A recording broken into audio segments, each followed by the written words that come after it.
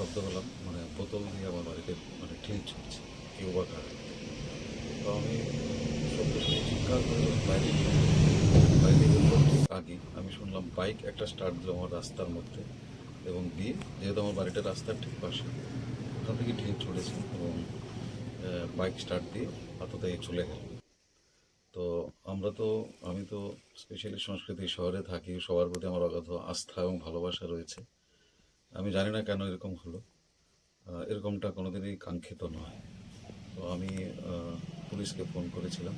পুলিশের সংশ্লিষ্ট আধিকারিক এসেছিলেন, উনি এসে রিপোর্ট নিয়ে গেছেন। আগামীকাল সকালবেলা হয়তো আমি এফআইআর করবো এর বিরুদ্ধে, এবং আমি আশা রাখছি আমি সুবিচার পাবো, এবং এটা যেন কারোর সাথেই না হয়। এরকম ইনসিডেন্টস যেন কারোর সাথেই না হয়, এটা কোনোদিনই কাঙ্ক্ষিত নয় বা বাঞ্ছিত নয়। আর হ্যাঁ, অন্যায় হলে তো প্রতিবাদ করাটা উচিত এবং আমি করিও। হয়তোবা সেখানে কোনো থাকতেও পারে, আমি হয়তোবা, হ্যাঁ আছেও, হয়তোবা কোনো ক্লু থাকতেও পারে, আমি জানি না। কিন্তু এতে করে যদি কেউ ভাবে যে মানে কণ্ঠরোধ করে দেবে অন্যায়ের বিরুদ্ধে, সেটা ভুল ভাবছে।